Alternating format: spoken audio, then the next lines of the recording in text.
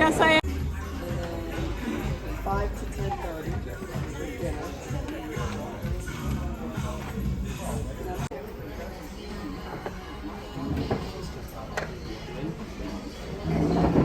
Hi, you got it. The first ball is 065.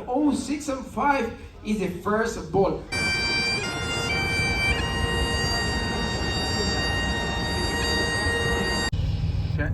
Sheep, they're black. Definitely sheep. They might be Shetland sheep.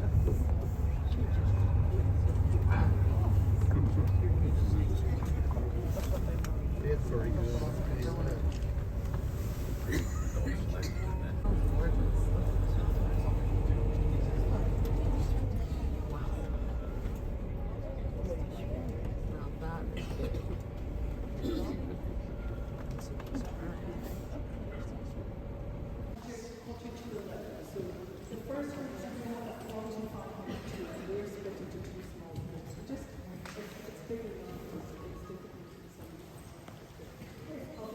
Will be wearing an outfit not that dissimilar. It hasn't changed much in 200 years. He will have this tartan shoes and tartan tunic on, the large sort of bonnet hat with the feathers, and he will be standing guard at.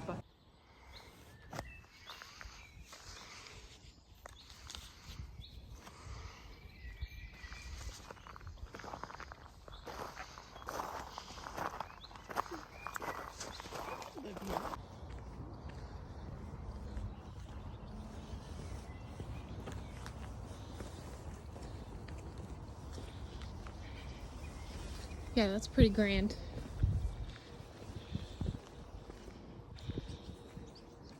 A lot of windows. So are these supposed to be the stables? Yeah.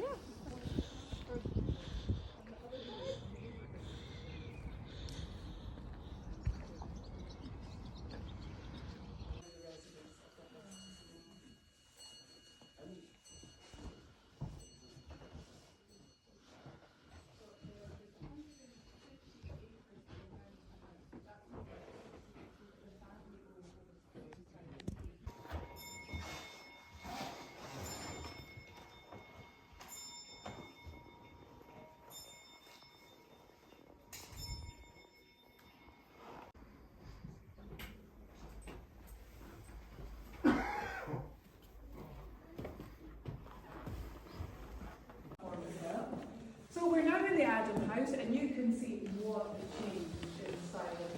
These 3 rooms that we're about to wander through are the state apartments, so they were always kept for entertainment. The family would have always traditionally lived in 4 smaller rooms on the Earl side, but if we were to open this door, we would have all these rooms lining up. It's not a corridor, it's an enfilade. If you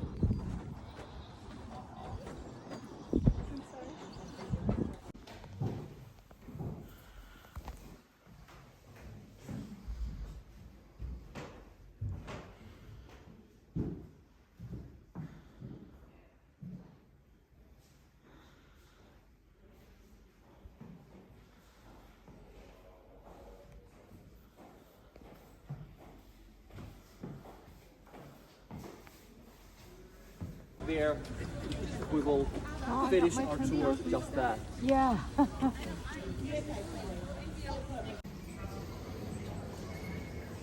Wow. Which of the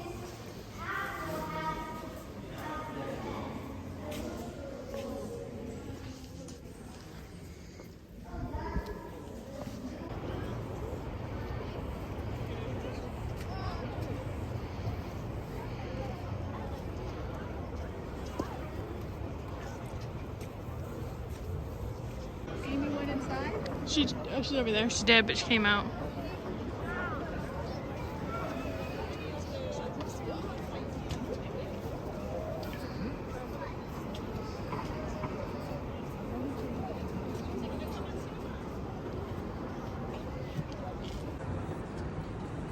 Shoot me through the hole. Everybody ready? Shoot!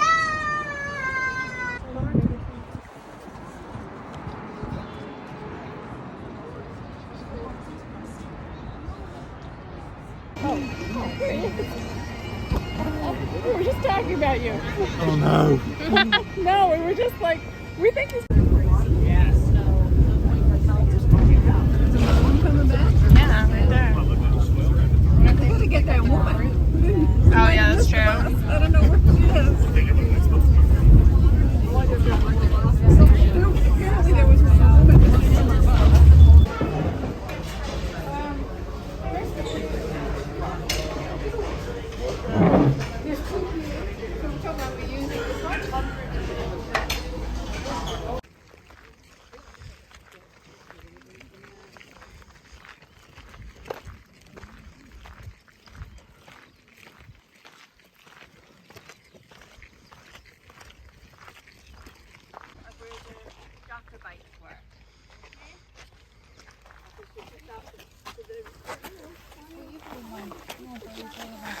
Jacobites are the Highlanders. So Jacobite is military advisors. Not particularly well. You have to have a lot of experience, but I think he was 24, the same age as the Duke of Cumberland, and with youth sometimes comes arrogance or, that. So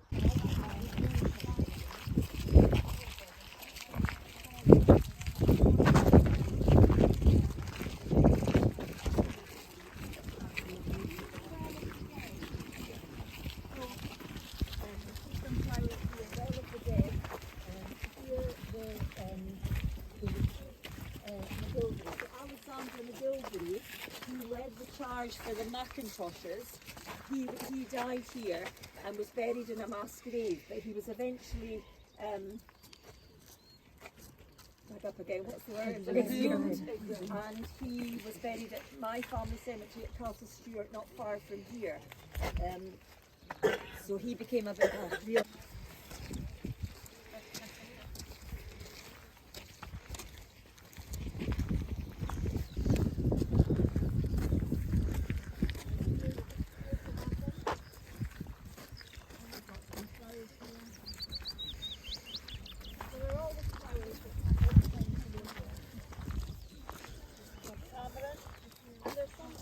Further in the wild here, but after the 100 years after the battle, over here, Clan McGilvery.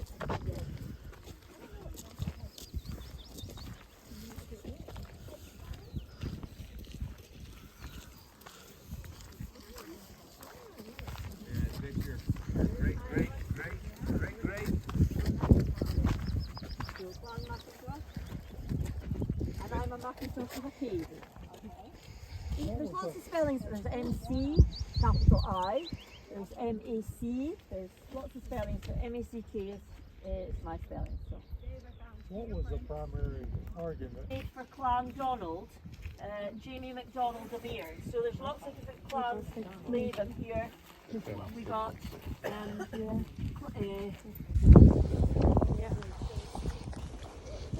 If it rained, a lot, how did it keep from leaking? I don't know.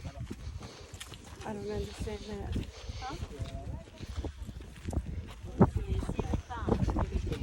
And some places will use heather and some people fried grass, but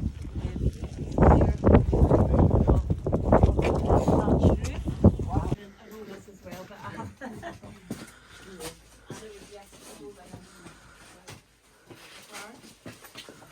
Now, we walked his house. We walked. Their house was. Excuse me, baby. William Wallace. See if it's. Do what?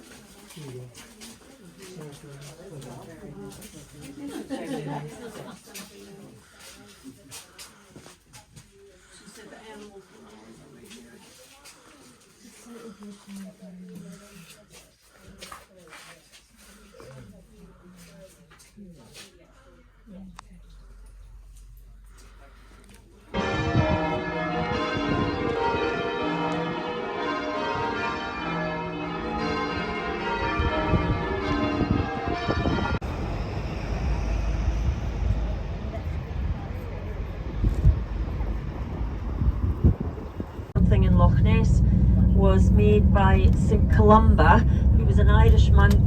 You may have heard of him. He actually came over from Ireland, and he actually came over to convert a Pictish king to Christianity in the 6th century.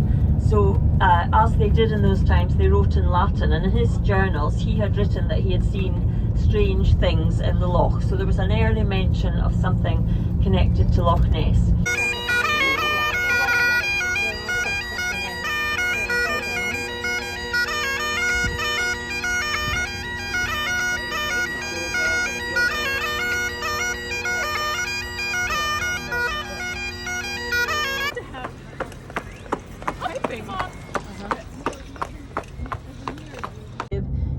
You may have heard of Gibbs toothpaste, and he's made his money in toothpaste. He actually owns Belladrum here. This area is Belladrum, and the area we're coming into is Fraser territory. The Lovets, the title is Lord Lovett, and the castle we won't see, Beaufort Castle, is off the road. And Jamie Fraser would have links to Beaufort Castle if you were, you know, the Outlander character. But I'll give you the crack about that just shortly. But Joe Gibb order returned to France in the 16th century because they were actually their priory was ruined.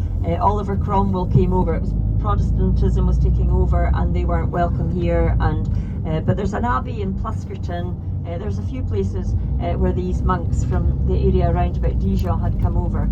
These Valescolian monks. So here, coming up on the right in about 2 or 3 seconds, is the Campbells of Bewley, which we will see in just a moment on the right hand side.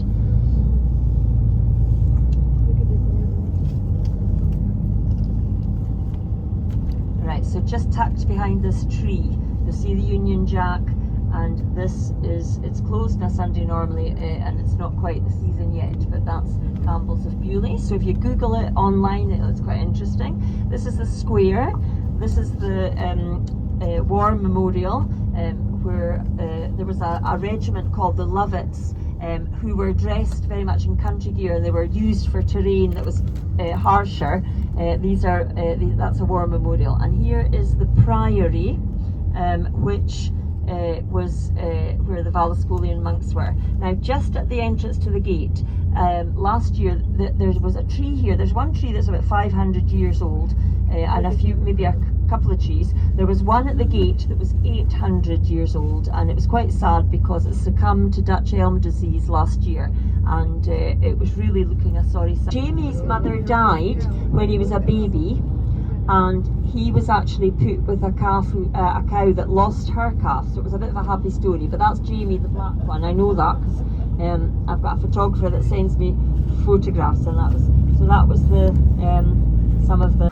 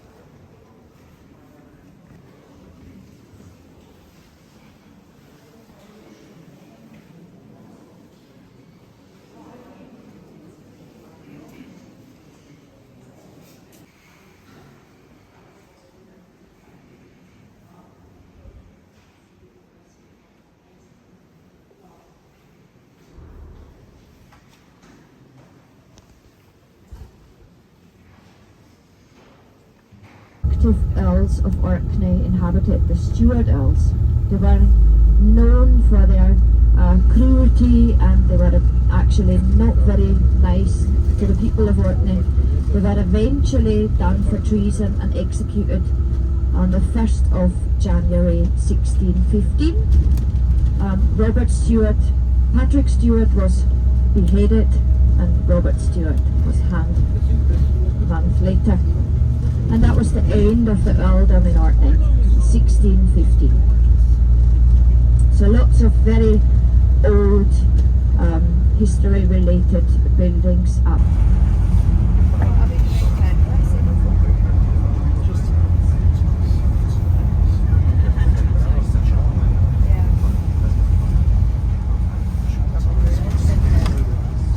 Of sheep, lots and lots and lots of them. At this time of year, there's mainly sheep visible in the fields, but believe me, there is 100,000 cattle hiding indoors still. They're waiting for the fields to dry up a bit, for the warmer temperatures to come in. They're waiting for the grass to grow, and then all the cows with the newborn calves and bulls are coming back out on the field. 100,000 of them in Orkney, and roughly 150,000 sheep. There's more sheep over on the right. So I said we have 22,500 people here. No way can we eat all these steaks and lamb chops ourselves. We're producing them for export. So that's the main source of income.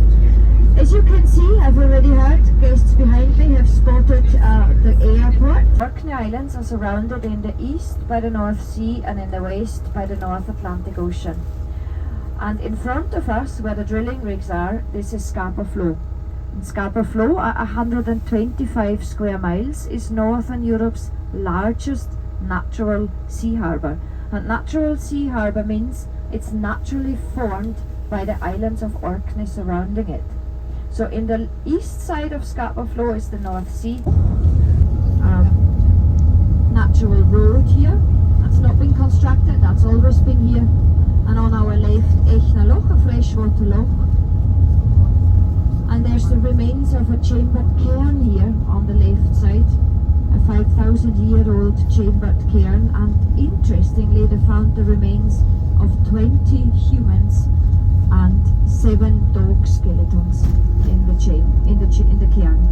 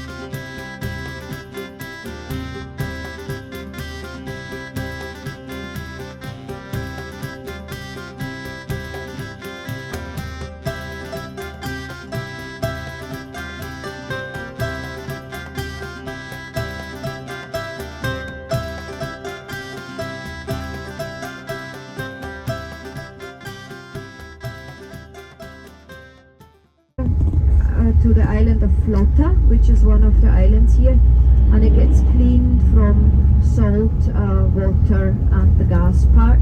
It's not refined here, it's then just transported further south, further away. But that's big business, of course, for Orkney. Unfortunately, as I said, we are not drilling directly for oil here. Your eyes, you use the next one and you touch it, and that's what we shouldn't be doing. Everything is painted. Yeah, I think everybody's in here anyway now. So the fantastic paintwork you see in this chapel is all done by one artist, and his name was Domenico Chiocchetti. He came from Moena, and I said when we, at the beginning of our tour, I was mentioning 1,300 Italian prisoners of war that were taken here from Gibraltar. All these Italian prisoners of war came from the north of Italy originally. And when they left Italy, went to war, a lot of them, probably not only one, got things given to them to protect them. And Domenico Chiocchetti got a picture of a Madonna from his mother. And this